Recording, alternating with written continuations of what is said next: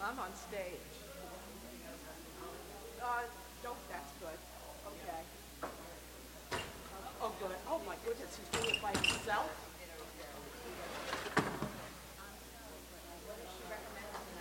Okay, I'll give you 4 minutes.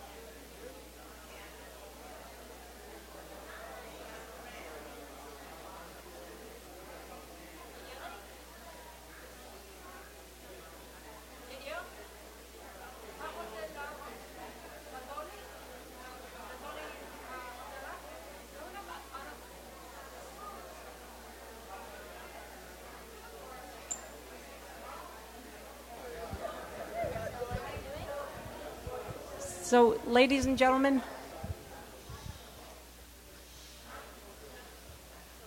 I'm going to ask that you take your seats. We set up some extra tables so that at the moment is still possible, I think, for everybody here.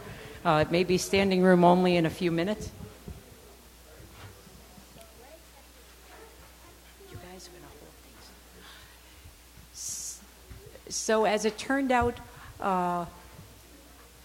both of our usual Havdalah attendees decided that they were going to save their strength to be able to join us for the gathering here this evening, which means that Havdalah, quite appropriately, I think, moved into this space. So we're going to begin the evening with the recitation of Havdalah and then move on to the wonderful program that Nadine has put together for us for this evening. A farewell to 660 Ocean Avenue. I'm going to ask for some assistance from the generation for whom we're undertaking this venture. I need one person to hold this away from anything flammable, including your hair. And one person to hold this.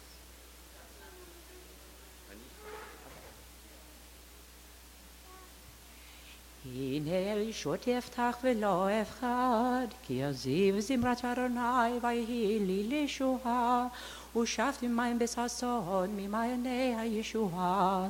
לאדוני הישועה על עמך ברכתך סלה, אדוני נשרף לנו אלוהי יעקב סלה, אדוני צבאות אשרי אדם בוטח בך. אדוני הושיע, המלך יעננו ויום קוראנו.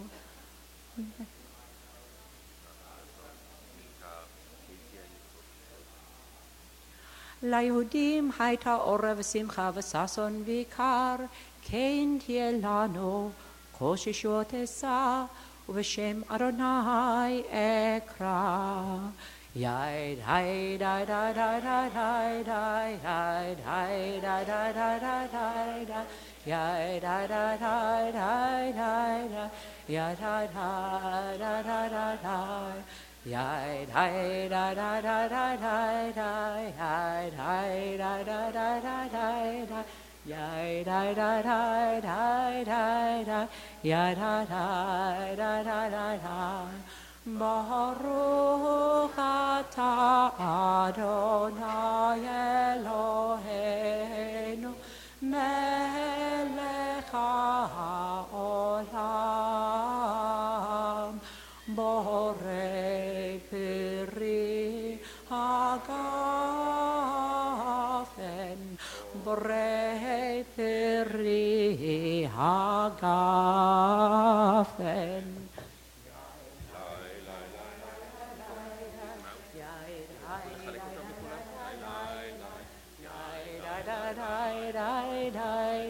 Yeah, die, die, die, die, die, die. Let's give him one more round. Die, die, die, die, die, die, die, die. Yeah, die, die, die, die, die, die, die. Yeah, die, die, die, die, die, die. Yeah, die, die, die, die, die, die. Baruch atah Adonai Eloheinu melech haolam borei minei v'samim borei minei v'samim da-da-da-da-da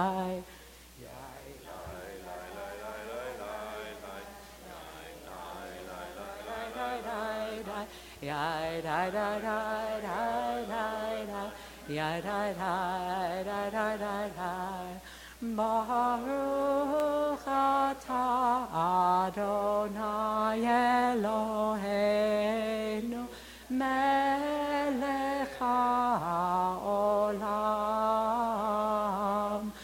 borei meorei ha'esh borei meorei ha'esh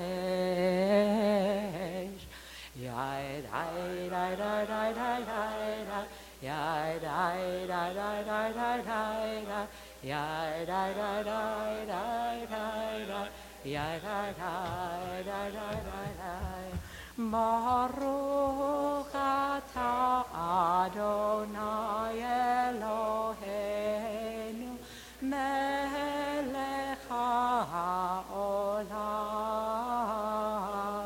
hamavdil ben kodesh lechol ben ol lechoshech ben Yisrael ha'amim ben Yom HaShvi'i לששת ימי המעשה ברוך אתה אדוני המבדיל בין קודש לחול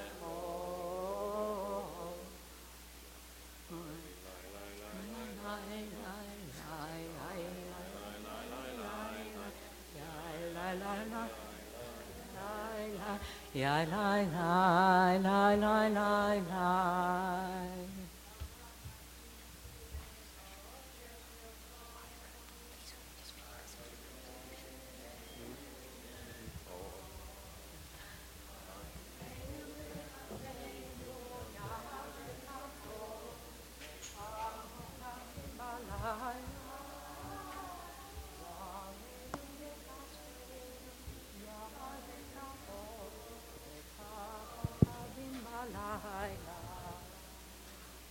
Okay.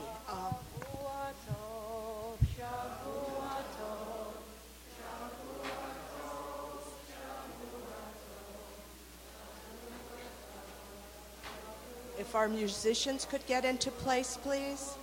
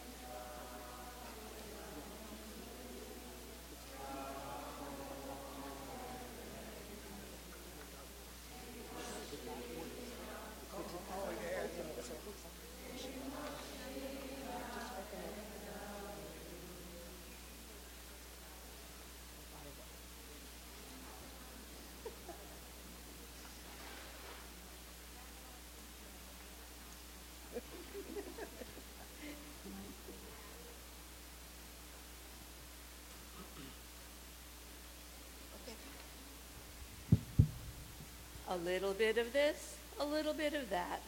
A pot, a pan, a broom, a hat. Someone should have set a match to this place years ago. Wait, don't you remember when the Bethel roof caught fire a few years ago? A bench, a tree. So what's a stove? Or just a building? People who've passed through Anatevka don't even know that they've been here. A stick of wood, a piece of cloth.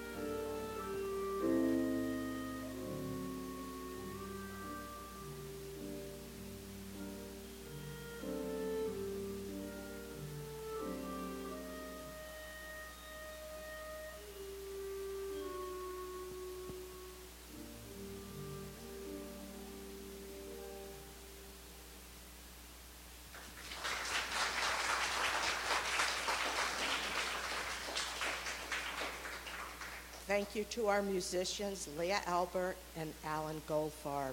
If the following people, yes, definitely. If the following people would please come up to the stage: Rena Linder, Lenny Cohen, Linda Granovich, Sharon Astor, Marilyn Simonson, Iris Yoselewski and Judy Goldberg, Sheila Kornstein, Rita Hendel, Rabbis Carl Astor, and Rachel Safman.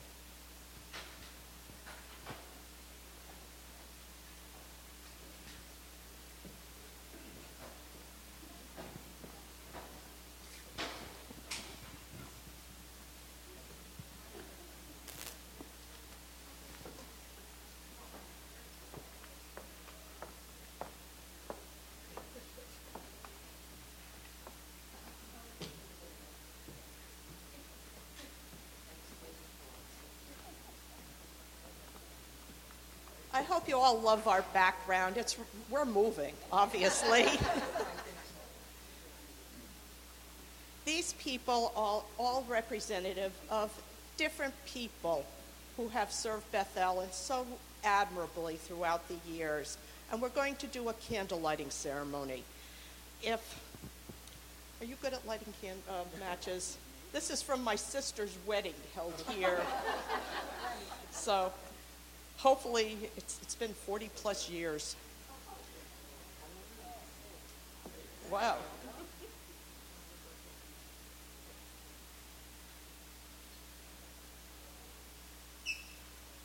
Rena is lighting in honor of all the past presidents, and Rena was the first woman president of Beth-El. Right.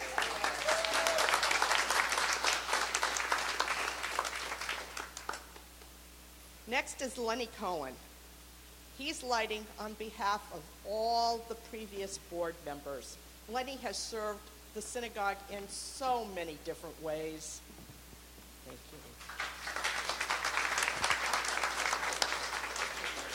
you. Linda Granovich is lighting on behalf of the nursery school.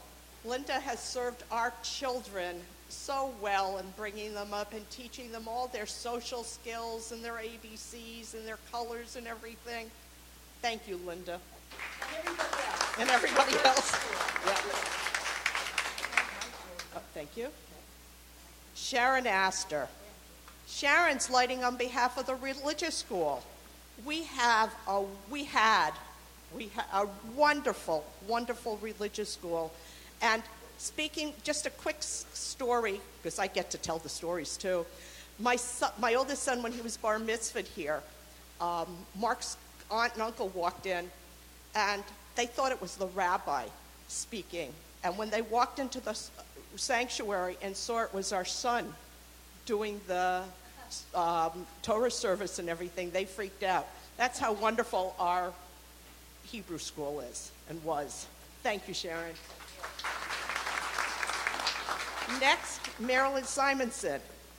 Marilyn's lighting on behalf of all the bar and bat mitzvahs. She's been here for her children and grandchildren.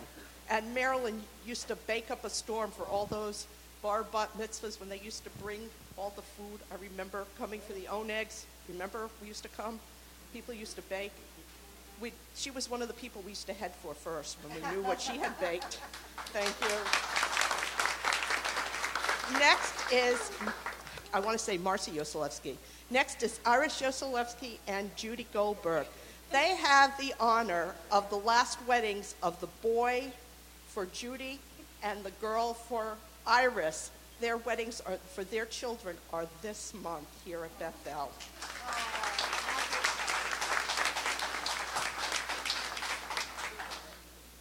Thank you. Mazel tov. Sheila Kornstein. She and her husband, late husband Dave, were responsible for the Millionaires. And we thank you so much. Look how it's taken off. And just as an aside, Dinyan has started as a result of Minyan. And later on, I'm going to tell you a story of how wonderful Dinyan is. Like I said, I'm up here. I get to tell stories. On behalf of Sisterhood, we have Rita Hendel. Rita, if you'll come up and light a candle on behalf of Sisterhood. Thinking back to all the wonderful things that Sisterhood has been responsible for all these years, thank you so much.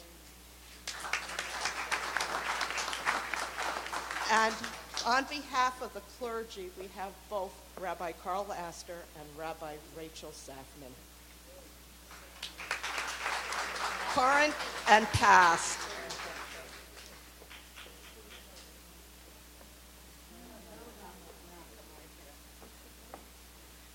I think we owe a round of applause to all these people.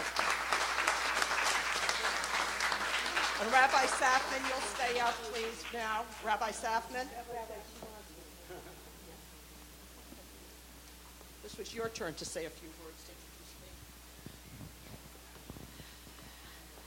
So my plan, as we were putting together the program tonight in inserting myself at this juncture was by and large to just pass the microphone over to Nadine. But as I was conceptualizing the evening, as it got a bit closer, a few words occurred to me in particular, a few words inspired by one of our great medieval philosophers, thinkers, Yehuda Halevi. Yehuda Halevi, amongst other things, was a wonderful poet, and there's a poem of his that's often associated with the Yamim Noraim period, with the high holiday period. But I want to read from a slightly different section of the poem. It begins, Adonai, where will I find you? Your place is high and obscured. And where won't I find you? Your glory fills the world. You dwell deep within. You fix the ends of creation. You stand a tower for the near, a refuge to those far off. You've lain above the ark here, yet live in the highest heavens, exalted amongst your hosts, although beyond their hymns, no heavenly sphere could ever contain you, let alone a chamber within. We know as we move from the structure, from this building, that while we had the audacity to name this place, to name ourselves as a congregation, Beit El, a place for God to dwell, that it's impossible to contain God within a space, within a fixed structure. And indeed, this Beit El of ours has already had the experience of moving at least once on what was assumed to be a permanent basis, and on two other occasions, if not more, for temporary moves. So the move that we're undertaking as we speak, the move that we're marking this evening, is but one in a succession of relocations through which not only our congregation, but our faith has proved portable and moved through time to new homes, to new quarters. Nevertheless, I think that we would be remiss not to call attention to and pay homage to the parts of ourselves, the parts of our memories that aren't so portable. The aspects of our experiences that are rooted in the various nooks and crannies of this structure, with its sometimes idiosyncratic heating and lighting and audio, with all of the experiences that we've had here, some of them marked in little scars on the wall or little nicks in the floor, others that we carry within our memories, but that get stirred up every time we walk past a specific space or come into this building at a specific time of year.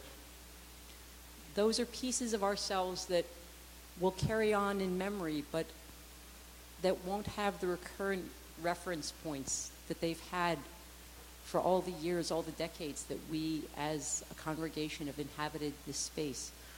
And so we come this evening to celebrate and in part to mourn our separation from a place that has been such a wonderful, embracing home for us for so long.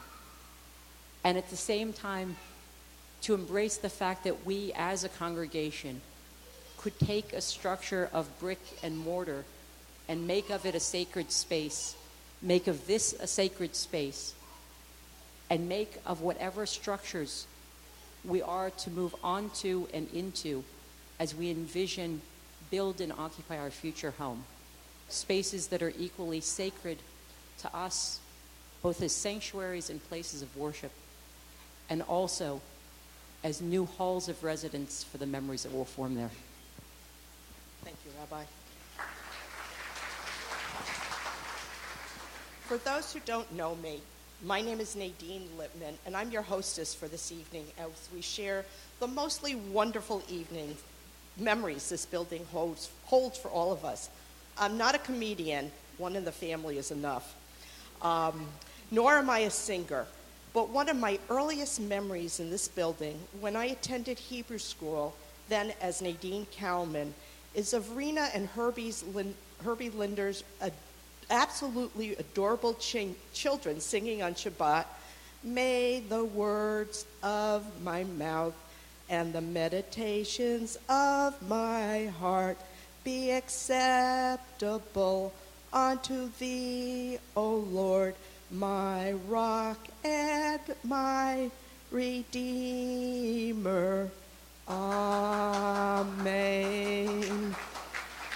Now you know why I was never asked to sing that.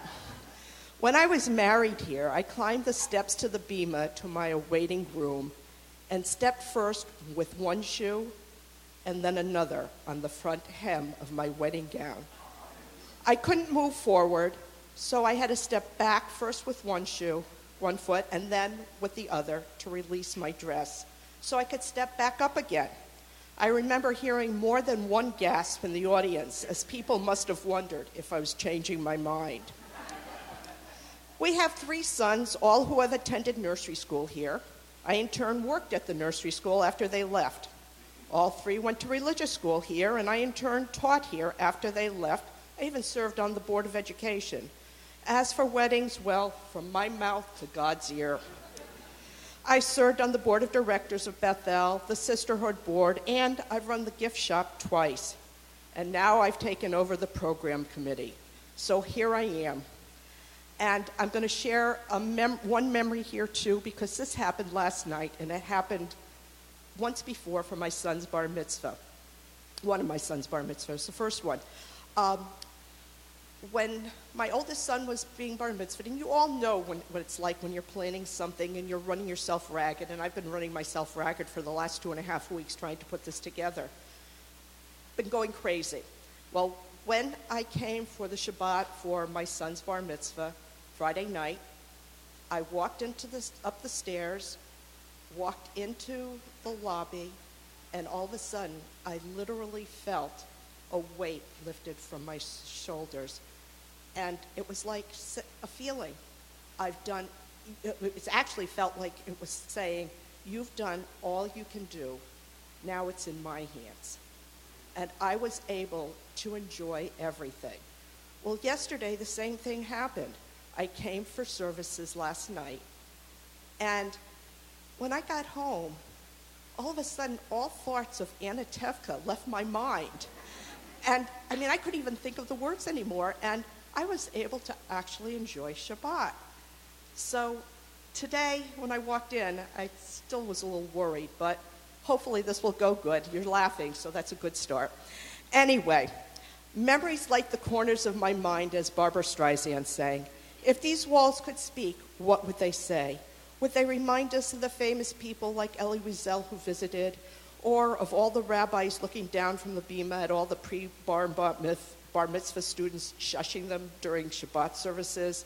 Would they remind us of the sad memories that we have shared here together, or the joyous events that have occurred, such as weddings, baby namings, and b'nai mitzvot?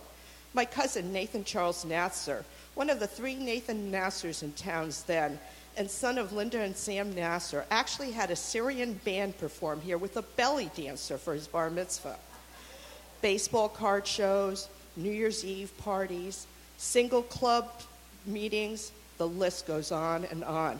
How many women here have taken off their shoes for dancing or because they were too tight during services?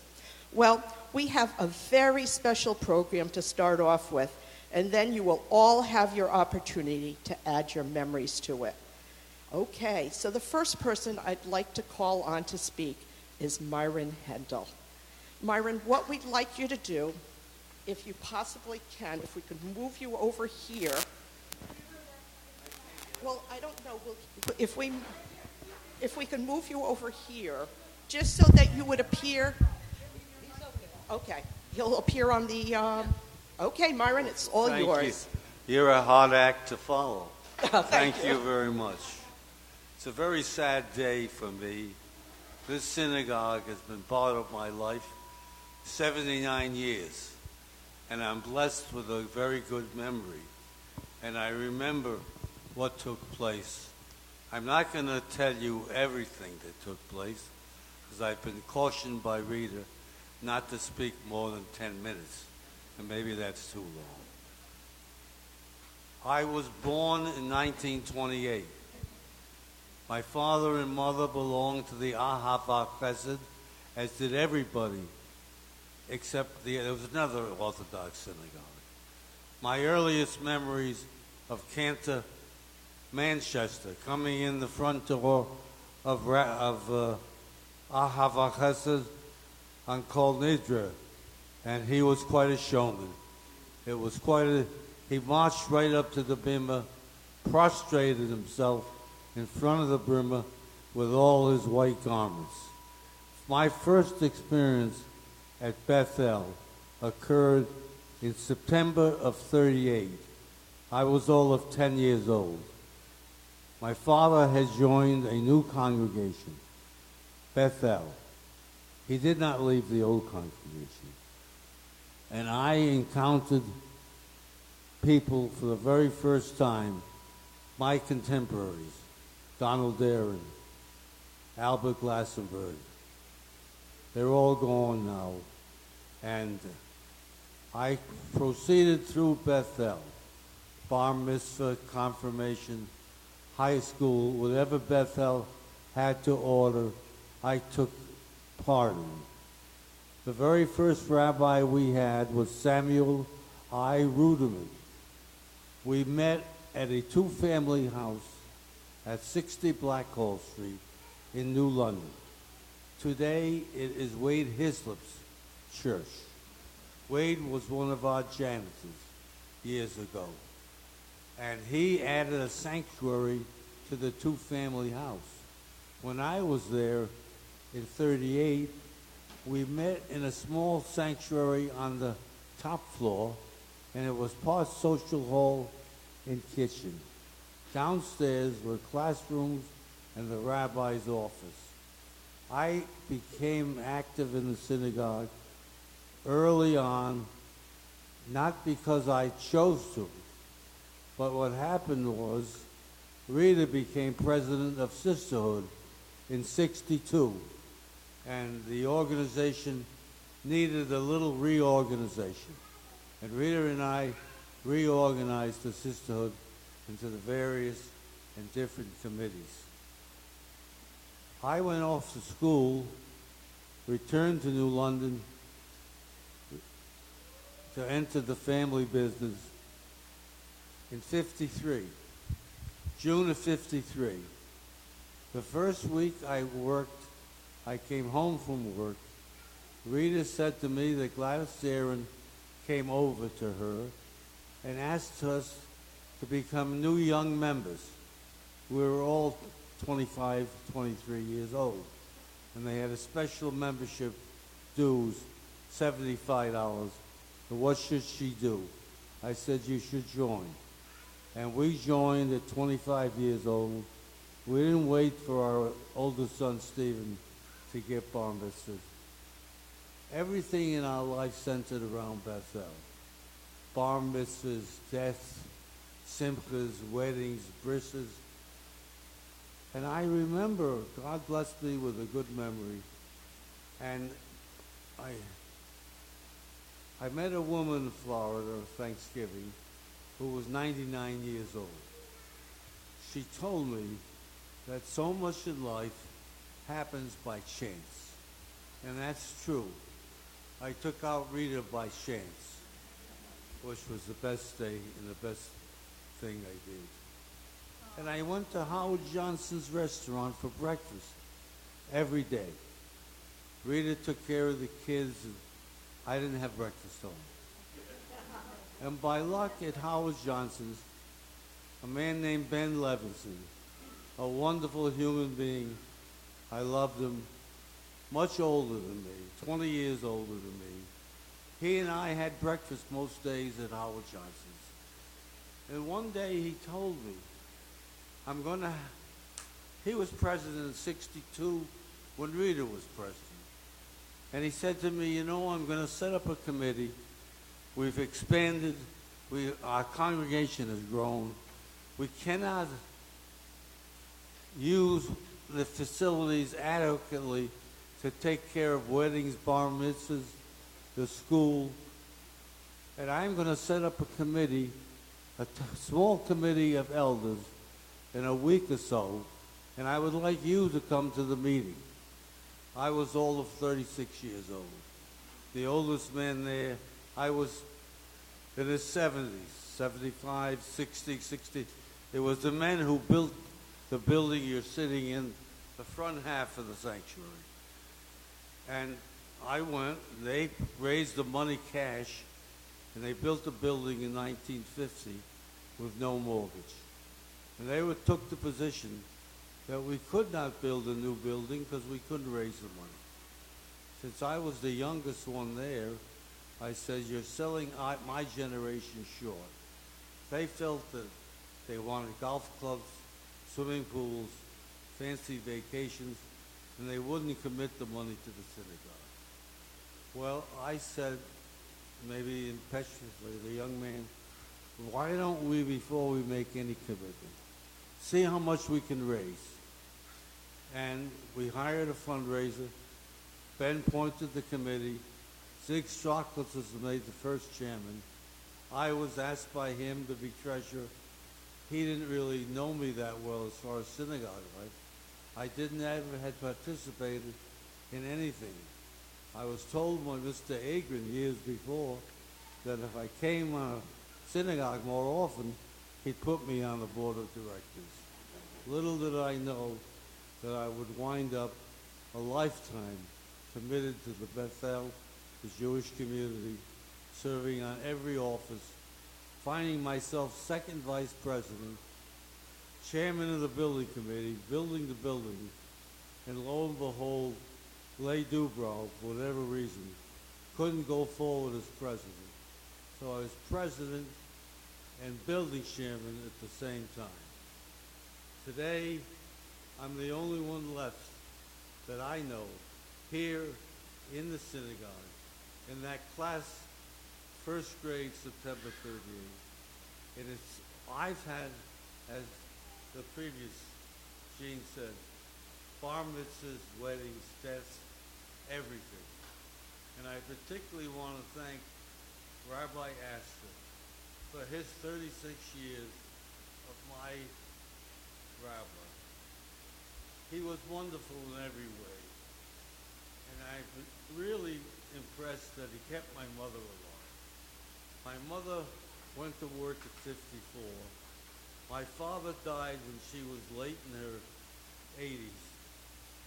And when we finished the shiva, the rabbi walked around the block and came back to the house with Rita, with myself and my mother, and said, "Shirley, you have to go back to work." She said, "No, I cannot go back to work." He insisted. I took her back to work.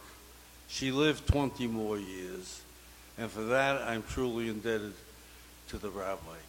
Without his encouragement, I don't think she would have gone back. I've spoken enough. I could tell you many, many other stories. I'll tell you one funny story.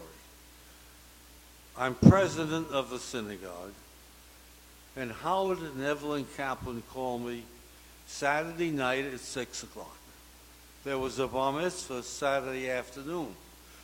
They arrived at the synagogue at 6 o'clock, getting ready for their 50 guests.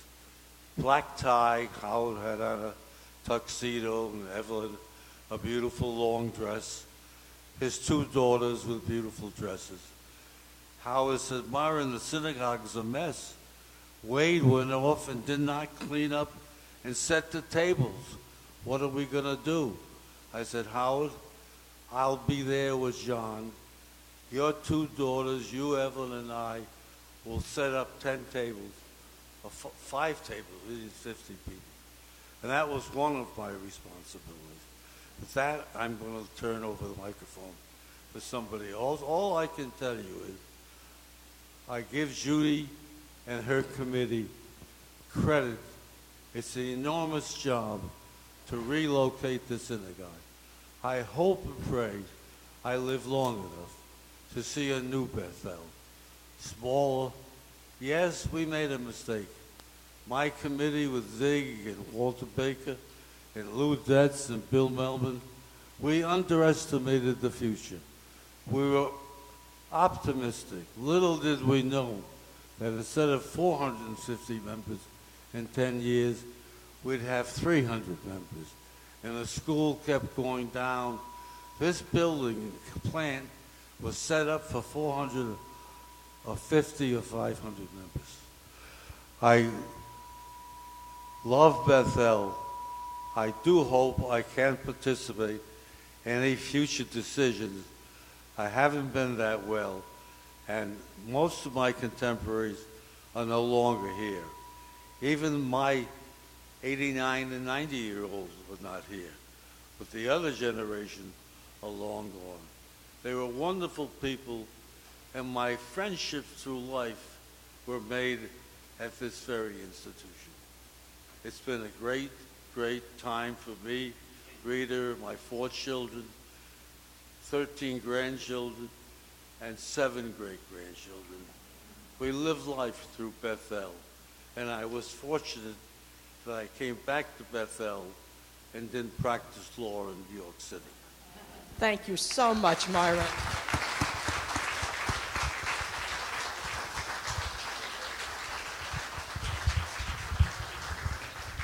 While we wait for our next Women of Bethel thing to be set up, it's not?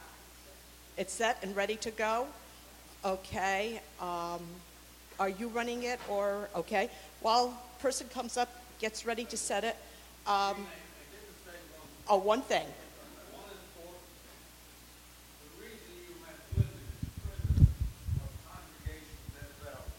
Because of me. I convinced Rena Linda early on after my presidency that she should be president. She said, no, they don't want me.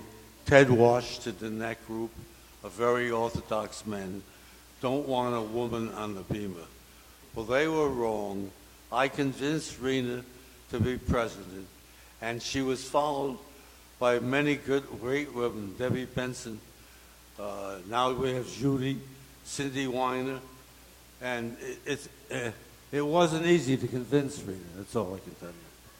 And she was a wonderful president and has done more for Bethel than anybody I know.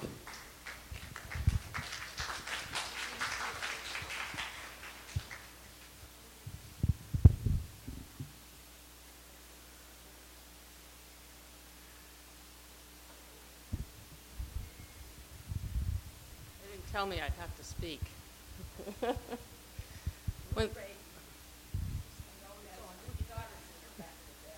Little Ruthie Gottesdiener Raden. When the rabbi spoke on the holidays, she kept talking about all the men who started and kept the synagogue running, and I said, hey, what about us? And I didn't know Myron was so progressive about women. Well, you go, Myron. So we put together some old pictures and some old facts about the women of Bethel, and read along with us, and we'll share it with you.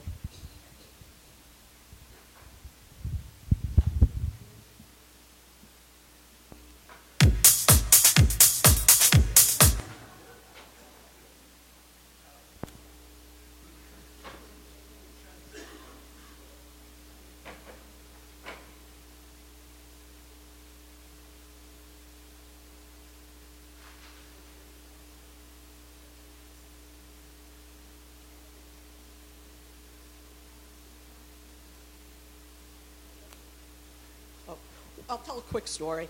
Okay.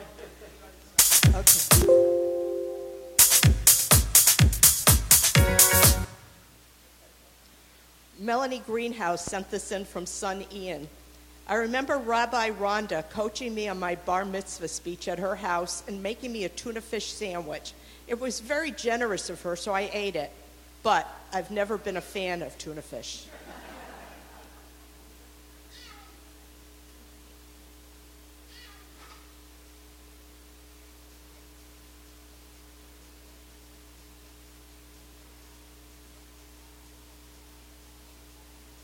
When Deborah Benson was president, we had a educational director by the name of Nachum, and I can't remember his last name. But one day Karen Perlman was doing something for Sisterhood, and she went into him and she said, we have to do this and that. And as she left, he muttered under his breath, is everything here run by women? And as Karen can only do it, she goes, what? You want a man should be president of Sisterhood?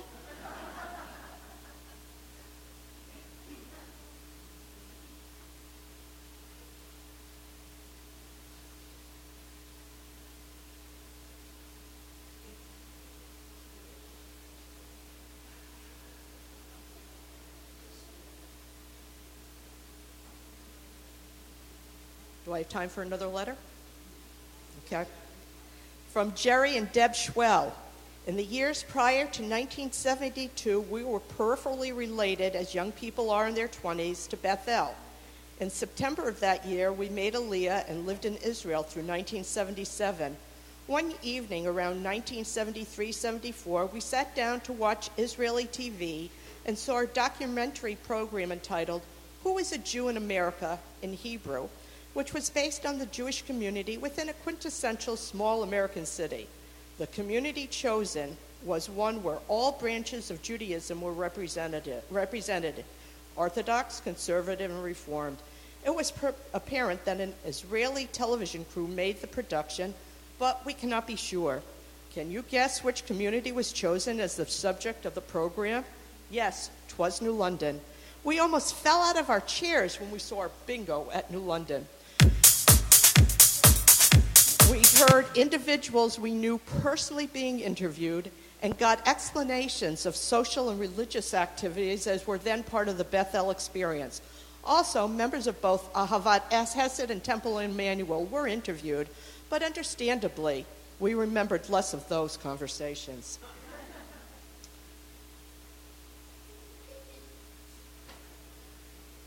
Keep going. Dear Nadine, so many good memories of Bethel and New London. Rabbi Pearlstein and I were so taken with the warmth and friendliness of everyone we met when we came to Bethel. From our first year, we were wined and dined by so many gracious hosts and hostesses. The women were all great cooks, too. The Bethel cookbook from Manna to Moose had just been published. I still use many recipes from the cookbook. Kiddush lunch, special events, and especially desserts at Bethel featured many wonderful dishes from that cookbook. The synagogue building is quite unique. Everyone was taken with the symbolism of the roof, like the tents of our patriarchs in the Holy Land, and the clear plexiglass individual arcs for the Torahs, and the orange of the sanctuary. Our 3 children, Jack, Sam, and Ora, each had their bar bat mitzvah at Bethel. Quite special moments and the feelings of gratitude for us and our families. Rabbi Pearlstein and I, together with the wonderful lay leadership, started Solomon Schechter in 1973. More than 40 years of giving an in-depth Jewish education to dozens of children in the elementary grades. A great sense of pride in this accomplishment, too. I have many more great memories of Bethel. Please give everyone a big hug for me on Shabbat. All the best in the new year and your new home. Warmly, Peggy Pearlstein.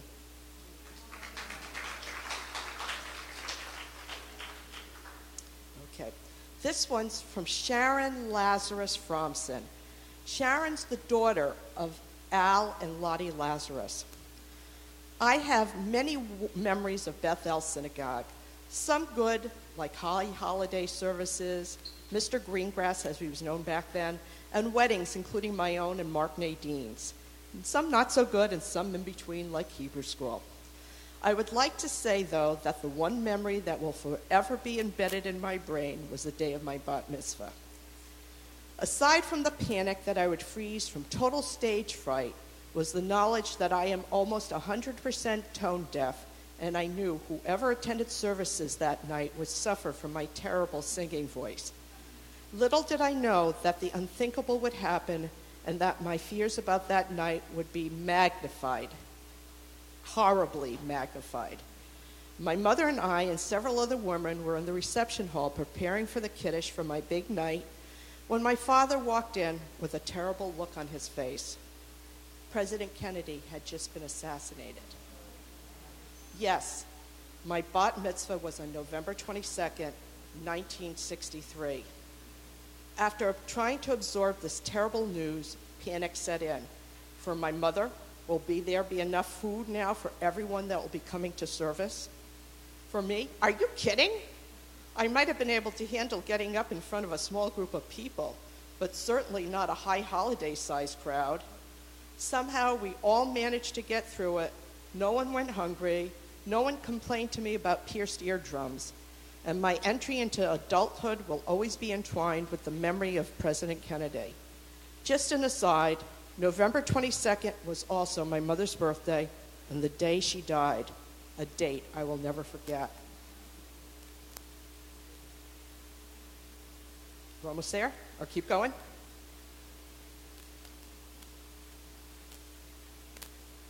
Okay.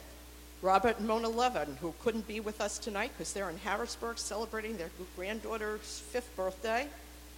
They'd like to share a couple memories. They joined Bethel in the autumn of 1984. Ready? Okay.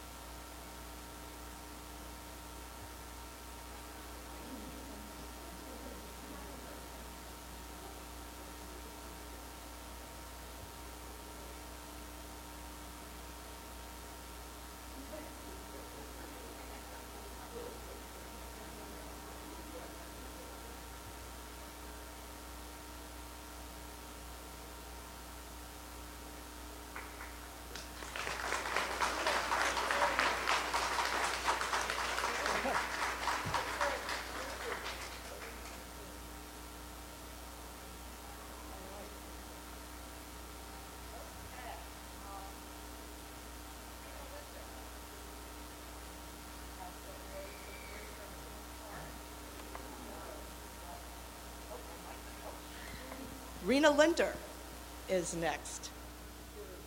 Oh.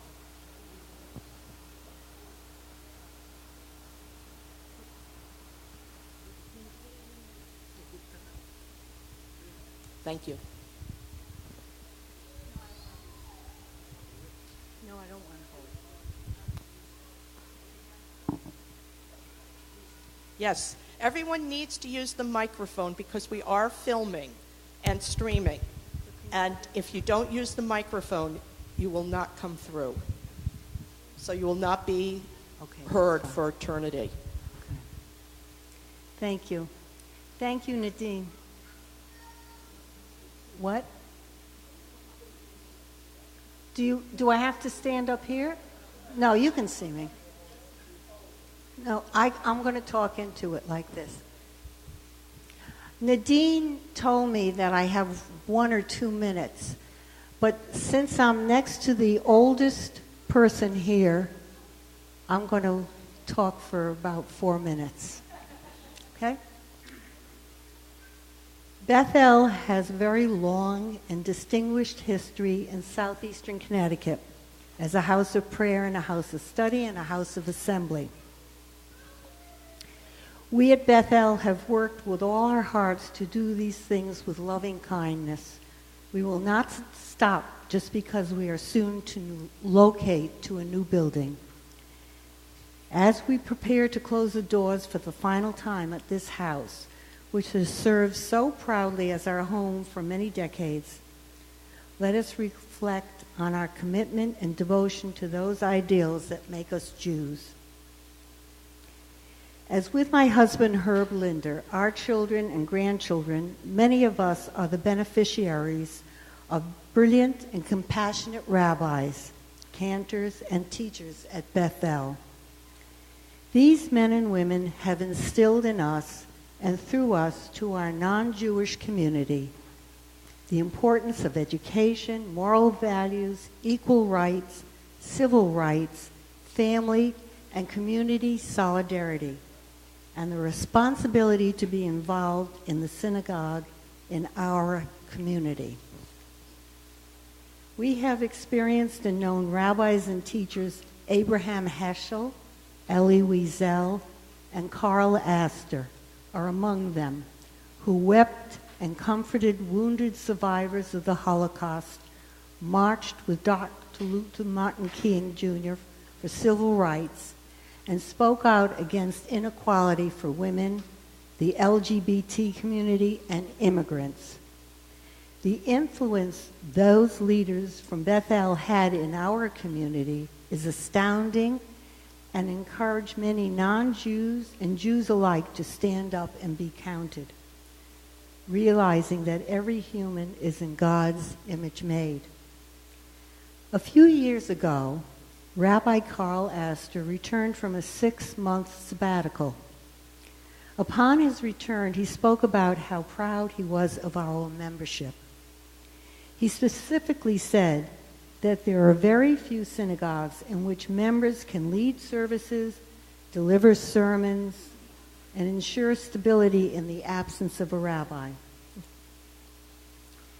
That was possible because we have a history, and I recall personally how, in a distant time, Rabbi Cantor Eliezer Bernstein studied weekly with my husband to teach him the high holiday Shacharit services.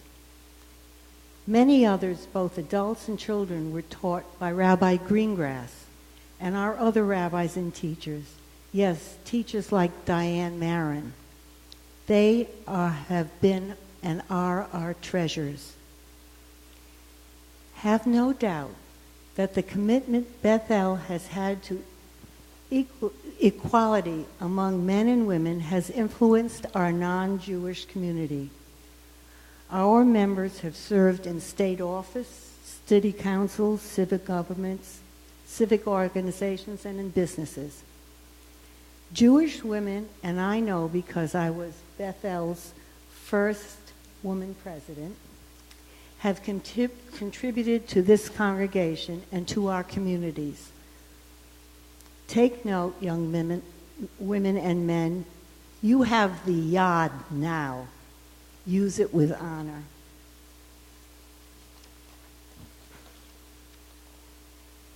Recently, I encountered a Catholic couple whose children attended Bethel Nursery School many years ago, and who now have grandchildren attending a Jewish nursery school in Washington, D.C., because their parents want their children to profit as they did from values Jews treasure and teach.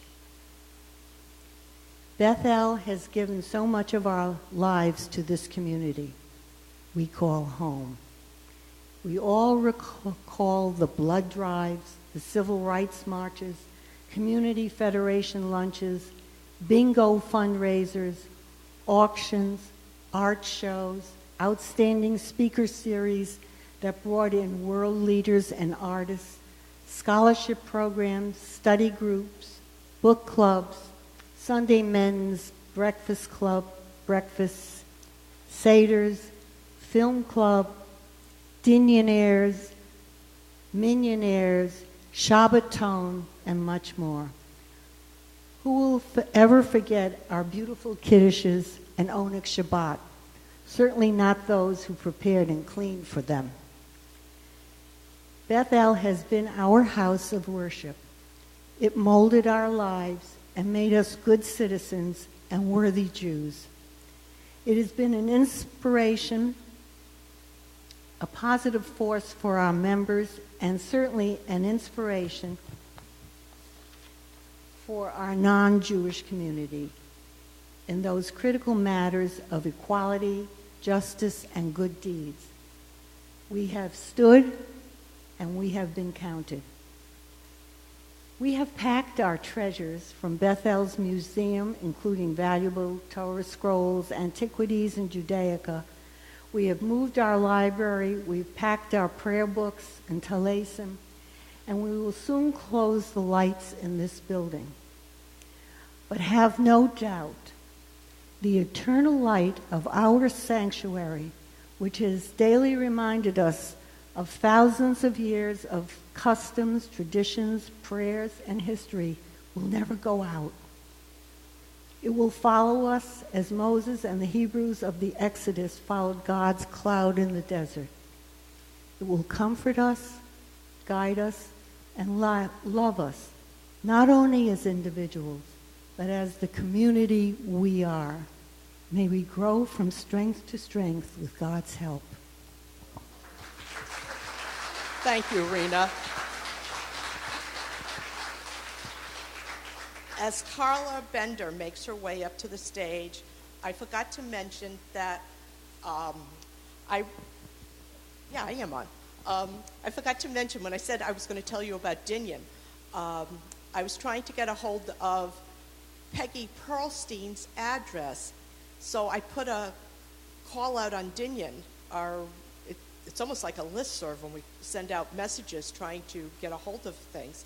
And I said, okay, who has the contact information? I got tons of emails, but Marilyn Simonson was the winner. She contacted her niece, got a hold of email, cell phone, and home phone number. I contacted Peggy all three ways and got a hold of her, and that's how I was able to get a hold of the lovely letter from her. And if anyone wants contact information, let me know. She'd love to hear from anyone. Okay, Carla, it's all yours. Up here's better. And we have approximately 45 minutes before the lights go out.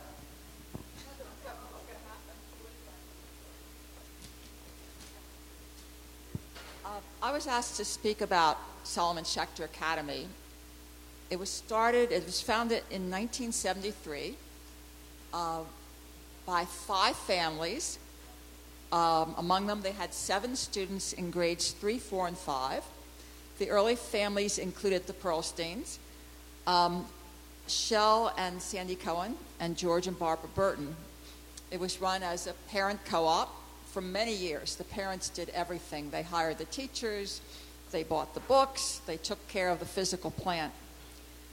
Some of the non-parents on the board of directors who were our emotional, moral, and financial leaders included Sigmund Strachlitz, Howard and Helen Glick, Lou Detz, and Winnie Kirsting. Money was always tight. In about 1977, there was talk of closing the school, but Burton and Linda Edelstein moved here from Boston largely so their children could attend Schechter. So they took over the job of recruiting. They took Kodachrome slides and went around with a little carousel and showed pictures of Schechter students and their activities. We had a fabulous early teacher, a secular teacher, Mary Brundage. She was the consummate teacher. She could handle several different grade levels in one class. For a long time, it was a one-room schoolhouse. And she taught the students to think and to love learning. And she wrote and directed wonderful plays. I got involved in Schechter in the fall of 1980 when our son started first grade. By then, it was no longer a one-room schoolhouse. We had a separate room for the kindergarten. And most of the years that my son was there, the enrollment hovered around the 20s. 2 years later, my daughter started Schechter, and a few years after that, I became chairman of the education committee. I followed Jane Goldsmith, and that was the closest thing we had to a principal, one of the parents who would read the teachers' plans and talk to them about what they were doing in the classroom. We continued to have wonderful plays, science fairs. The children entertained the senior citizens here and visited nursing homes to learn about tzedakah and learned about tzedakah. It actually took a long time for the congregation to really accept Schechter. Some people were very concerned that the school was taking students away from the Bethel religious school. Eventually, that attitude changed.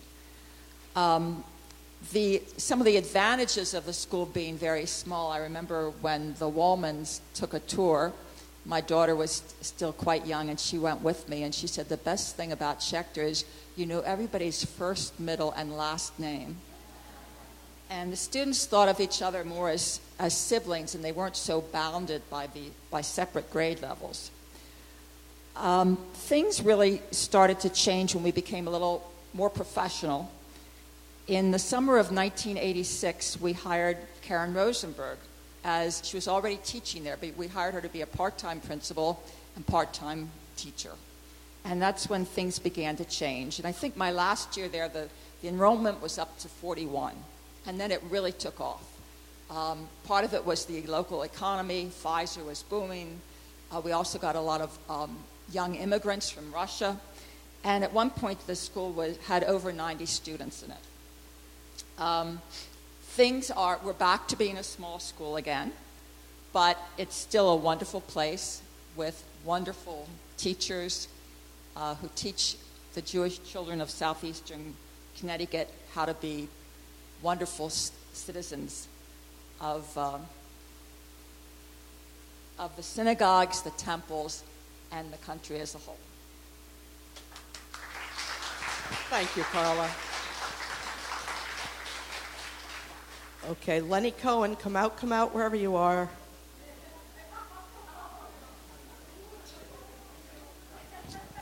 Good evening. I happened to be in the wrong place at the wrong time because I was packing Sunday and on Monday, and Nadine saw me carrying a ball cage for bingo, and she says, why don't you talk about bingo? That wasn't the cage we used. Obviously, we had a pneumatic mixer and a big board. We ran bingo from about the early 80s to the 90s. I spoke with Alan Perlman today and sort of asked him for a list of people who he remembered who worked or called or sold on the floor. And he said, just say thank you to everybody. He did remind me, though, that we used to bring in about $40,000 a year towards the general budget. So it was very good. And we gave out, I believe, $500 a night. It was Wednesdays, every Wednesday. We had a schedule, and a lot of you here had worked. We even sold soda and candy bars and popcorn. And the one thing, though, that it was just a smoky area because smoking was allowed at that time in buildings. And you used to get home and your clothes just reeked of it. Even people with oxygen would come and play their bingo cards and suck in the air. We had one woman, I believe, who had 40 cards at once, 40 paper cards, and she did not use any markers. And she read a book at the same time. And she was bingo. She called, and we said, "Where was it?" And sure enough, she had that. It was, I think we opened at 6 to start like at 7:30. People had their special tables, certain sections of the room, and it was a lot of fun. We thought when Foxwoods opened that we would lose people, but most of the small bingos had disappeared and people were coming here. But once Mohegan Sun did their bingo, it was time to shut down. So we had a good run, and who knows what's going to happen in the future, but hopefully we'll all be here and we'll find a new place to be in. And I, just as a personal note, I grew up here. I came here when I was 10, and I went to Hebrew school and bar mitzvah, confirmation, and Hebrew High School graduation, and still friendly with a lot of those kids who I went to school with. So thanks very much. Thanks, Lenny. While the Poetry Sisters, Sunny Fine and Seema Stein, make their ways up here, let me read a couple things from Karen Perlman. I've been thinking about the most important thing to me is about Bethel. I can sum it up by saying it's the lifelong friends we made there, starting with playgroup in the early 80s, through nursery school, carpools, Hebrew school, attending Shabbat and holiday services, numerous family services, and helping to prepare family dinners, going to Six Flags with the Hebrew school, Purim celebrations, baking hamantash, and so much more. There were wonderful opportunities for our community to form bonds that survive to this day. I can add Alan running bingo and arranging the ride on the Sabino for the bingo workers, and him being president from 1986 to 88 and again in 2020. I was Sisterhood president from 1988 to 1990. Of course, I have wonderful memories of Adam and Jessica becoming bar bat mitzvah Bethel. Rabbi Astor was the rabbi, and to this day, he participates in Perlman family simchas. Jessica reminded me of how important it was to have Rabbi Greengrass speak at her bat mitzvah. She made mention of the kids going through the secret passage behind the bima. Rebecca, the youngest daughter, remembers racing around the racetrack in the social hall, those black lines around the perimeter racetrack, hiding from our parents in the ladies' lounge, of course, baking hamantash and decorating the sukkah. The day I learned that rabbis could be women when Daddy fought to hire one, daring each other to jump off the wall around the bookcase to the school by the small sanctuary, being picked up by Rabbi Greengrass when he hugged me when I was very little, the Astor's presentation to the Hebrew school after they were in Israel for a while, and the Yom HaShoah presentation when Mr. Nachbar was there. Okay, ladies. How many of you remember what you were doing on Sunday, April 3rd, 2005? Anybody? Mayor. Well, okay. It was Bethel's first mitzvah day, and there was a sea of 203 people, children and adults, in their fluorescent green mitzvah day t-shirts. After a kickoff breakfast, we were all off to participate in one of 22 mitzvah projects, 22 deeds of loving kindness, that won us a silver award for social action by the United Synagogue of Conservative Judaism. With Mitzvah Day still 7 months away, we announced it to the congregation with colorful bookmarks placed in the Machzorim on Rosh Hashanah. We were so excited to see how it would be received. There were articles in the Bethel Bulletin every month, each one focusing on a different aspect of Mitzvah Day. Projects were begun, and by April 3rd, Shawls and hats had been knitted and were ready for delivery. Kugels for families who would be saying Shiva were in the freezer, and the 20 projects were about to begin. Do you remember what you did on Mitzvah Day? I bet a lot of you here were participating. Would anybody like to share something? Romana?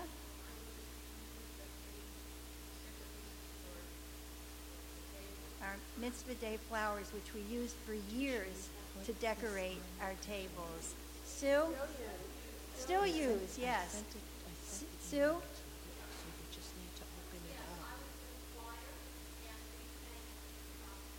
It is on the email. I did send it to you yesterday.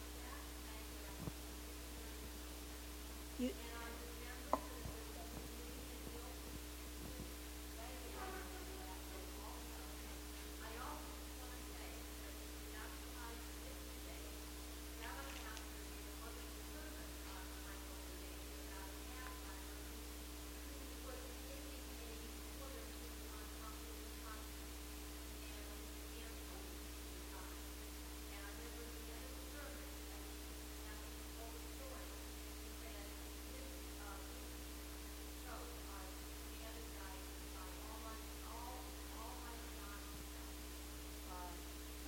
Anybody? Very nice. Thank you, Sue. Anybody Unfortunately, anyone who's speaking from the table, you're not going to hear. They have to speak into the microphone. Else? Oh. He took my line. I sang. You sang. Okay. Well, I will remind you of some of the things that we did. There was the Mitzvah project that Seema mentioned, and we knitted shawls for oncology patients. This started weeks before the actual Mitzvah Day, and we made hats for Israeli soldiers and hats for homeless people who were in shelters. There were all kinds of activities for children. They made mezuzot, picture frames, greeting cards for cancer patients. We collected cell phones for emergency 911. Packages with toiletries for shelters. It went on and on. This poster hung in the hallway until we got ready. Microphone, okay. Until we got ready to move and it got taken down.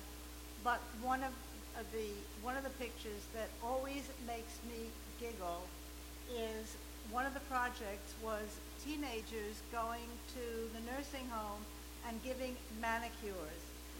And here's a picture of one of the young fellows who went to give a manicure. And if you get a chance, take a look at the look of horror on the face of this woman who is having her hands manicured by a teenage boy.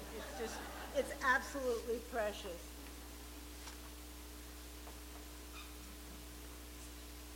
So the last article that went into the bulletin about Mitzvah Day came in April around Pesach. And that article kind of summed up what we did.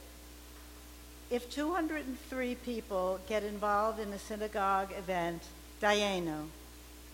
If 115 synagogue families are involved, dayenu.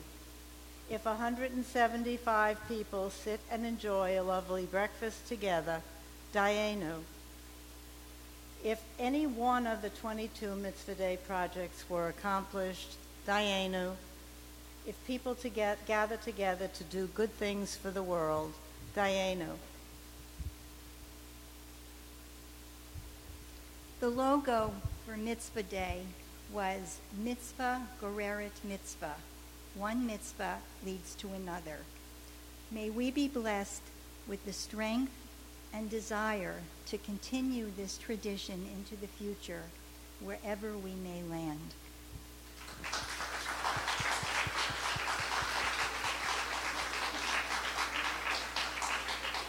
Henry Savin, if you come up now, and as I told Henry, if he speaks too long, I'm going to ask the band members to pretend this is the Oscars.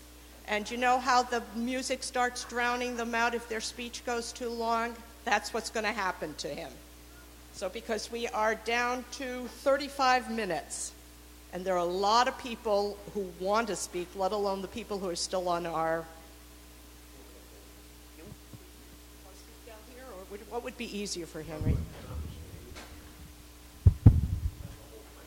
I don't think so. Good.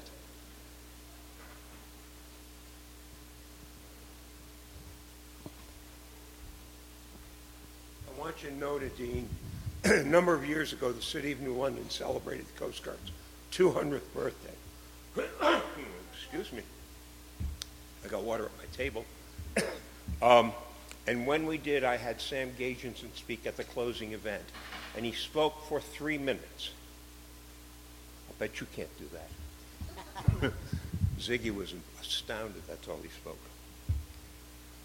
I was thinking before, I didn't think I was going to be here.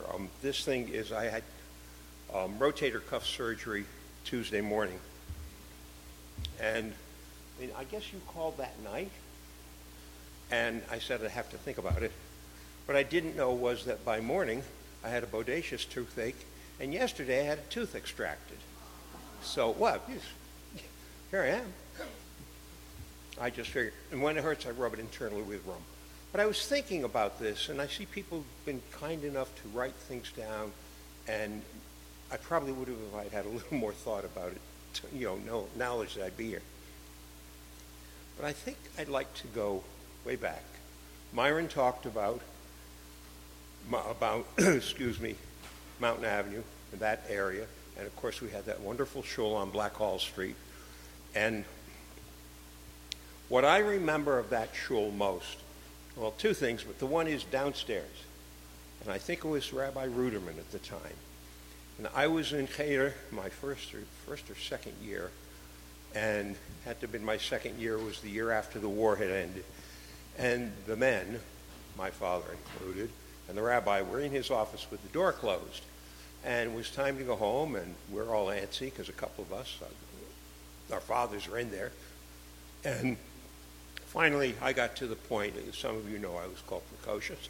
I got to the point where I walked to the rabbi's door, and I just opened it. You couldn't see anybody. The smoke from the cigars was so dense, it was almost at the floor. You could see the bottom of the smoke cloud, I swear to you. That's one of my fond memories of Bethel in itself, and yes, been here ever since. And because this is about this building, when we moved here, Myron, you may know this for real. I wish I had documentation on it. We couldn't afford the property, among other things, because the less we paid, the better off we could build, I guess. And according to my father, who had a little bit to do with that side of it, because he was on the council and so on, we bought the entire stretch from here down to the end of Toby Mayfield. And then, in a follow-up, sold all of that to the city for the same amount of money we paid for the whole thing. This wasn't canny. This was all set up ahead of time. So I don't know who did what. That was one way we got here. And we were in the early classes of bar mitzvahs and such. As a matter of fact, I think it was the year before were the first bar and bat mitzvahs here. I'm not positive on that. But learning here, the Bernsteins. Okay.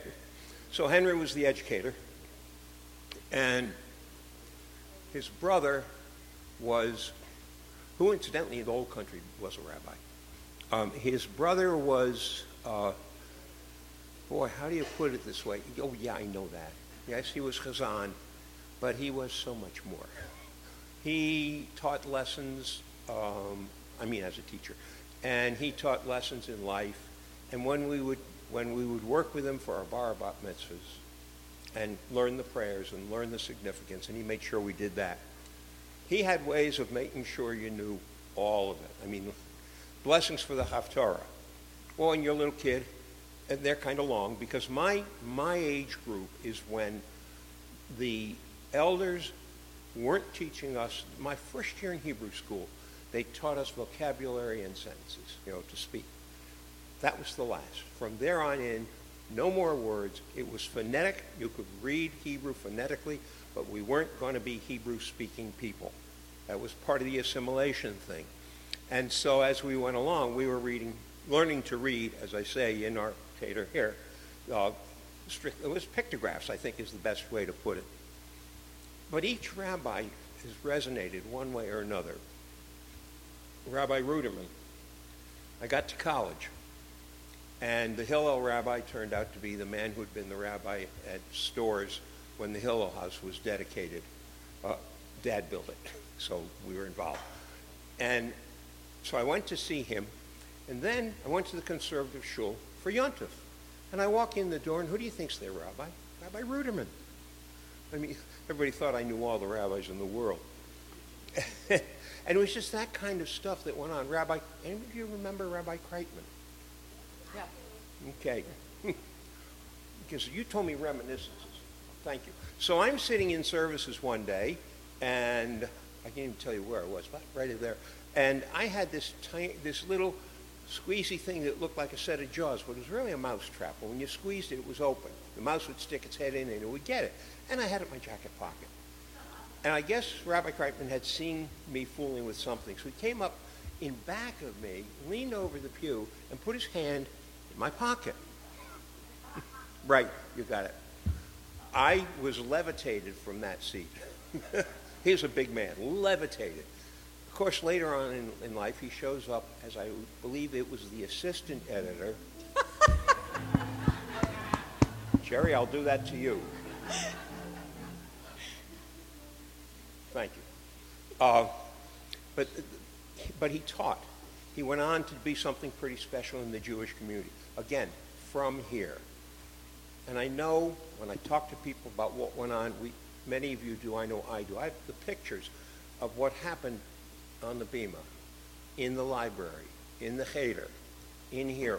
All these things that are part of the web of our life, woven into the fabric, I should say. Those are the things that I'll cherish from here, and I hope many of you can, and I hope that we have future generations who have a nice place to do the same thing. Thank you, Nadine. Thank you, Henry. Who hired him? He's coming on next. I think yeah, that's I know, and why. he doesn't want anybody to know how long he's going to. Well, the next thing I'll do is borrow someone's cane if we need it. You know, like the Gong Show with the cane. Right. Yeah. You're on now, Jerry. Jerry Fisher. Okay, very quickly. And he told me he was going to speak for 10 minutes, and I said, yeah, right. Okay. My wife's a convert to Judaism. She converted in San Francisco, California, in a Reform congregation, and her textbook for converting to Judaism was From Manna to Moose. I am not joking. This is true. And who would have known that when I was running the JCC camp for the San Francisco JCC, that I would end up at the Bethel in New London, where Manna to Moose was written and published. Even more interesting, I was bar mitzvahed in Bethel, but my Bethel was in Washington Heights in New York City. So Bethel has been in my life for a very, very long time. I grew up in Bethel, a conservative congregation in Washington Heights, and I've spent 33 years in Bethel here. We're an international community. Some people who you might remember: Willie and Albert Gottlieb from Hungary, Rabbi Greengrass from Poland, Victor Norman from Denmark. And the story of people from our congregation meeting Victor Norman at the train station when he came into town is a touching story, and it's in the movie I did years ago with Dana Klein, The Jews of New London. Rabbi Greengrass and Zygmunt Strachlitz from Poland. We had the front bench and the back bench in the sanctuary. The front bench was Zygmunt Strachlitz, Lou Detz, and Rabbi Greengrass.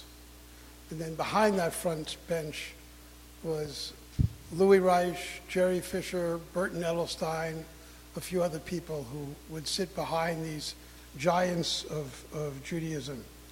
the corner where Lou Detz and Ray Gottesdiener and Elfrieda Bernstein lived, and where my kids swam every summer in Lou's pool.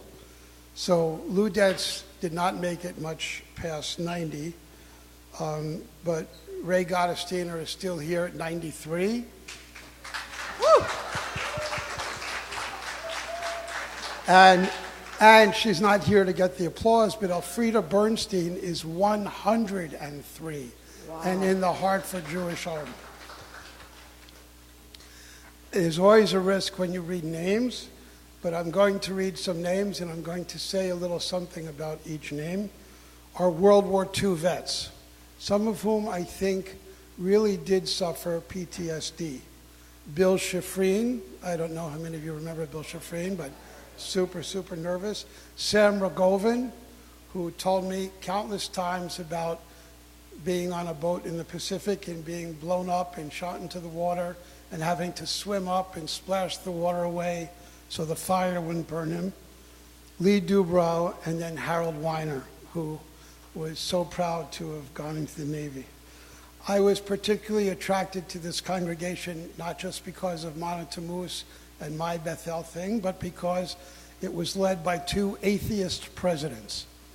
The two atheist presidents were Walter Baker, who proudly told me that he was an atheist, but he was still the president of Bethel, and Dan Bender, who has since converted from atheism to agnosticism, but nevertheless was... You haven't? Okay, good for you. All right. Moments that I will never forget in this congregation.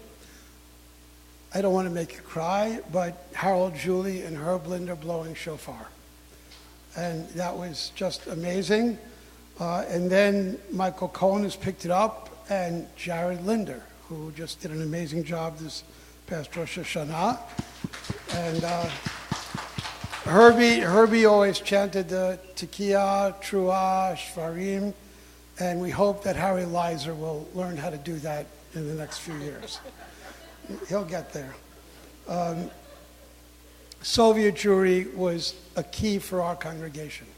It was partly because of Carl and Sharon Astor, very much because of them and their ties to Soviet Jews, and we always twinned our bar and bat mitzvahs here, and Carl was active in that movement. And then me and Carl, but as the Federation, we organized everybody to go on the March on Washington for Soviet Jewry. We won that fight, and our community was incredibly enriched by the Soviet Jews that came here. And the two that I want to call out are Boris and Sophie Payas. I don't know how many of you remember Boris and Sophie Payas. And the absolute best function we ever had in this congregation, as far as I'm concerned, was essentially the farewell party for Musia Zilberman. When she was diagnosed with progressive supranuclear palsy, we, the congregation and the community, threw a party for her here, and that was the best thing ever. It was just cheap. Musia Zilberman and Boris and Sophie, two generations of immigrants. And I want to tell you that Eugene Nylander, my predecessor, actually was the guy who started that because he got the Federation to be recognized as a federal refugee resettlement agency. So I got to do the 350 Jews, but he did Musia's group of 30 or 40 Jews. Theodore Bickel sang here. Golda was performed here. Abba Eben spoke in Myron and Rita's home. We put on a show when we rededicated the building. Lyricists Susan Reich, Sonny Fine, Nancy Brand, Joan Schwartz, Carla Bender, and Marilyn Glassman did an absolutely amazing job. We've seen Elie Wiesel here to eulogize Zygmunt Strachlitz, but we've seen Elie Wiesel here also to just read Haftorah during this time of year, during Sukkot and Simchas Torah. Bethel essentially was the, in Catholicism, they talk about the mother church. We were the mother synagogue to Hebron, where Diane Marin has been leading services for years and years and years, and to Westerly, where I led services for years and years and years. And both Diane and I leaned very heavily on Rabbi Carl Astor to help us prepare for Rosh Hashanah and Yom Kippur. A few years We almost gave the same sermons. I won't tell you where those sermons were sourced from, but okay. The most delightful story I heard about the Bethel Nursery goes like this. Lisa McGinley, Morgan McGinley's wife, is walking in Stop and Shop around the time of Passover, and she walks by the aisle where all the matzah is. And her little boy says, "Mama, you forgot to buy the matzah." And Lisa says, "Why should I buy matzah?" And the little boy said, "Because it's Passover." And Lisa said, "But we're not Jewish." And he said, "We're not?"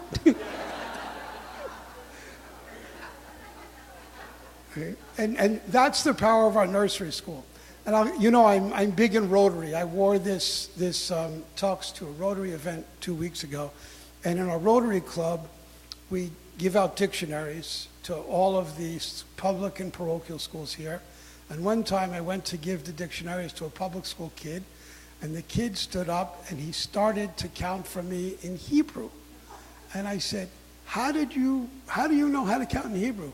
He said, "I went to the Bethel Nursery." It was wonderful.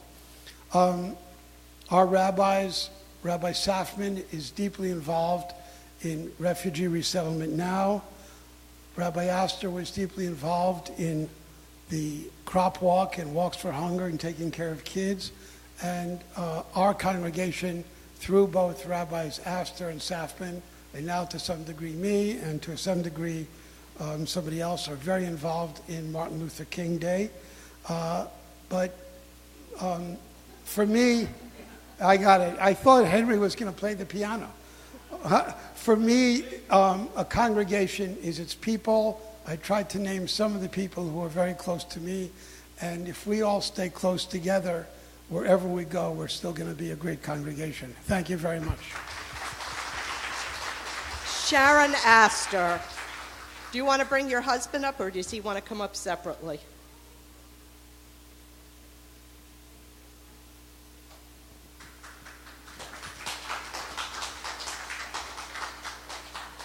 Sharon said she had a couple stories to tell.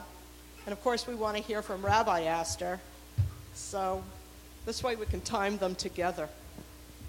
Okay, I'll go first. Well, I'll shorten this a little bit. Of course, we were very close to Rabbi Greengrass, and Rabbi Greengrass liked to hook me in on different little things, get me involved. So one day he calls me up and he says, "Emma Devlin needs help. You've got to go pick her up at Huey's and go help do a Chevra Kadisha." So I picked up Emma, and that began my career as a member of the Chevra Kadisha. And I really got to know Emma. She was a special, amazing person, and very knowledgeable about doing that job. And through the years, we've had a wonderful crew of women on the women's side who have participated, and it's been a privilege all these years to be a part of that membership. But I want to tell about one or two incidents with Rabbi Greengrass. When Rabbi Greengrass was here, we had a very, very kosher kitchen. And there was a little known practice, I had no idea. It's called tevilah. When you get new pots or silverware, evidently, you have to go dunk them in a mikveh or in the ocean, which can be a mikveh. So at one point, the sisterhood bought, I think, 300 sets of new silverware and new pots. So he calls me up one day to come and meet him at the kitchen with my station wagon, and we load all of these silverware and pots into the back of the car and drive down to Neptune Beach. We unload these things, and he pulls out these nets, like fishing nets. And, nets have holes in them. I'm thinking, how are we going to put silverware into these nets. Well, we put it in the nets and we're, twisting and turning so that we don't lose any of this 300 cents of silverware. And we drag them down to the water, dip them in the water. He says the blessing. And just like you do for a conversion for a person. And bring everything back, put it back in the kitchen, wash it. Or someone washed it. But that was one way. We had a very, very kosher kitchen. And one other incident, when Carl was away one Shabbat, so Rabbi Greengrass invited me to come over for dinner. And he was a very, very good cook. So I go walk over there. He makes this very nice dinner. And at the end of the dinner, he leans over and he says, "Do you think anybody will be talking about us?" Anyway, as I watched everybody come in on the high holidays, I noticed that most of my friends have gray hair now. And I thought, how wonderful through these years to grow older together.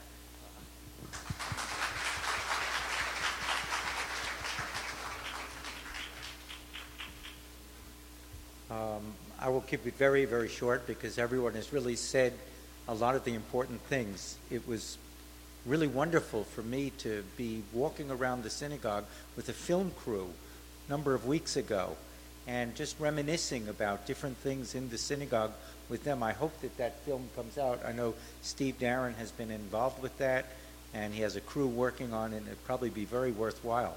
But one of the things I mentioned to them was when I first came in and I saw that this ark that we have, this Aron Kodesh, and I happened to be, at that time, I happened to be somewhat of a Star Trek fan, and I looked in and I fully expected that I was going to hear a loudspeaker saying, "Beam me up, Scotty."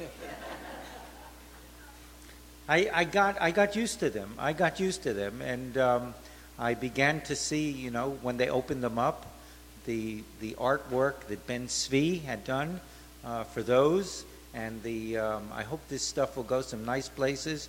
They said the chuppah and the tapestry and the ark and the covers for all of the Sifrei Torah, and even the covers that Rena's daughter Kathy designed for the holidays, which all are very, very beautiful pieces of art that came to be very special for me in this place.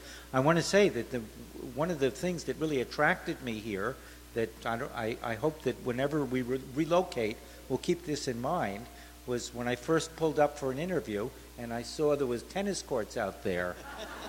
This seemed to be very, very attractive to me, and I said this would be a nice place to go. Then one of the things that made me think twice, one of the most gracious couples right away was the Hendels, and I had a meal with the Hendels. And Myron constantly reminds me that John, he said, "John, tell him about New London a little bit." And John said, "Yeah, I grew up in this town. It sucks."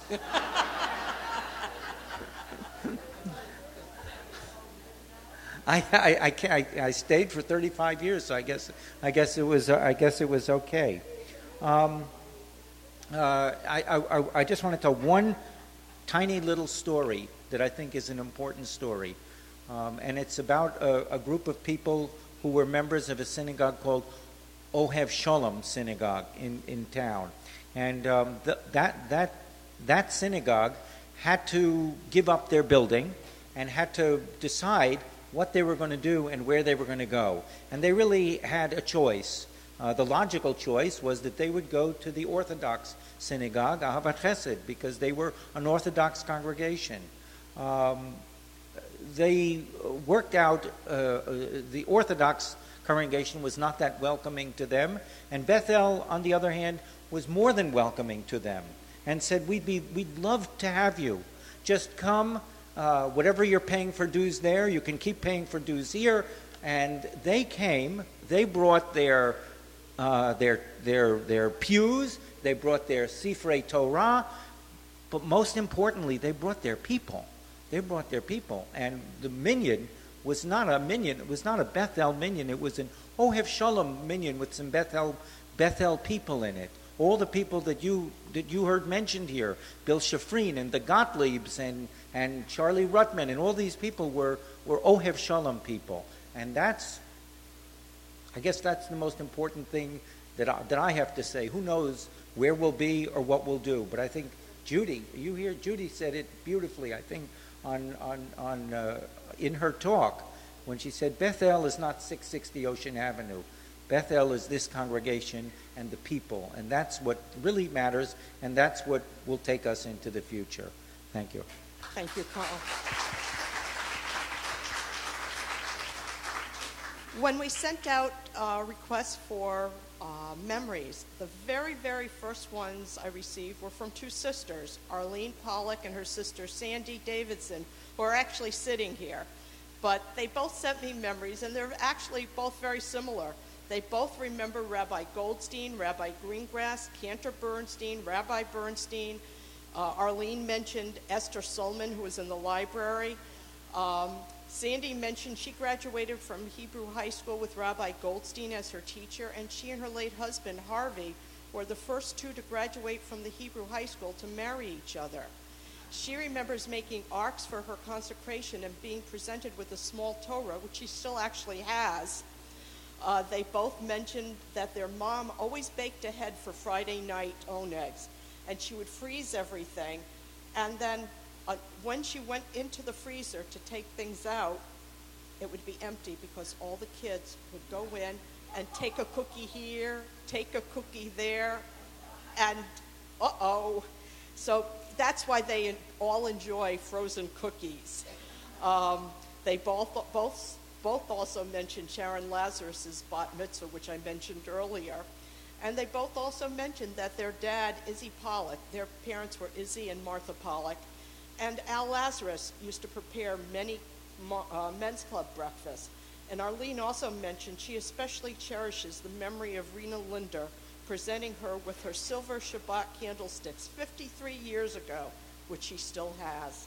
Okay, the next person, as she makes her way, is, I have it right here in my mind, Beth Camisar. Beth, if you could make your way to the stage. As you make your way, if people will start lining up behind Beth, if you want to speak, what I'm going to show you, we're going to start a time capsule for our next building. But from tonight, we're going to have a list of all the members, bulletins from last month and this month, a Bethel cap, some pictures I found on the internet of all places, and of course, manna to moose. How could we not? And just as an aside, the gift shop still has copies. We're selling for $15 right now. In fact, everything else in the gift shop is 40% off. But we're looking for a volunteer to take over selling of From Manna to Moose on eBay and Amazon. If you can imagine, there are people selling old copies of From Manna to Moose for $30. So if anyone's interested in taking care of that for us, please speak to me, Harriet Julie, or Nancy Brand. We'll sell it for a lot less. We won't sell it for $15. We'd like to make some more money on it. But again, if anyone would like to take over selling From Manna to Moose for us, we'd love it. Okay, please. And anyone else who would like to speak, please start a line over there for us after Beth. Thank you, Beth. Thank you. I grew up in this synagogue also. I moved to New London when I was 9, and Len and I went through school together, every class. I have a lot of memories. Esther Smithline and Marilyn Glassman did some beautiful work that we were all involved in for different occasions. But I do have to tell you the most important one to me. I was 11 years old, and I was here on a Sunday afternoon, and I stood right in the corner of the wall of the stage, and we were doing nominations for USY. and one of the nominations that came in was for Gary Camisar to be the president. And I said, Gary Camisar, who's that? Well, in 3 months, we celebrate our 50th anniversary. Mazel tov. I have one more. With Sisterhood, we were going to a convention up north, and I was driving. I had a gray station wagon, and Barbara Goodman was to my right, and Nancy Brand was in back. And of course, she's always doing something with her hand, so she's busy that way. And we're all laughing and talking, and I said, you better tell me when to turn because I'm too busy driving. So naturally, they didn't. And all of a sudden, I see this sign on the right of the road, "Welcome to the Poconos in Pennsylvania." So I said, I guess you forgot to tell me when to turn. So we finally found an exit to get off and found a little tiny gas station. The fellow must have been maybe 17. We asked him for directions, and of course he says, go to this house and take a left, go to that house and take a right, trying to get back to the turnpike. And we finally made it to the Sisterhood dinner after it was over, but we got there. Thank you. Thank you, Beth. Karen Rosenberg, ex officio member of Bethel. You might think of me as an outsider, but I worked in this building for over 30 years. But I want to start before that. When I first came to town, people were very welcoming and so on. But there were only a couple of people who really welcomed me into this community as a Jewish mother, and one of them was Nadine, and one of them was Sally Baker, who made sure that I met people who had children my children's age, and I still feel so strongly about those people. And when Sharon Astor asked me to come in because they were desperate, they needed a teacher, and I came to Solomon Schechter Academy. There were 23 children in the school at the time, and my husband said that it cost us money for me to come work at Solomon Schechter. I would negotiate with Carla at the swimming pool, and I'd say, but Carla, really, I need more than $7,000 to work all year. But it was worth it. I was always so proud to be at Solomon Schechter Academy, and when I became the first head of school of Solomon Schechter Academy, it felt so right to me. I was always humbled by being allowed to take on that position. But I will tell you, I know things about this building I bet no one knows. My first class taught me, and you can't do it anymore, but you could go through the storage room and crawl under these things and end up in the kitchen. And they proved it to me one day.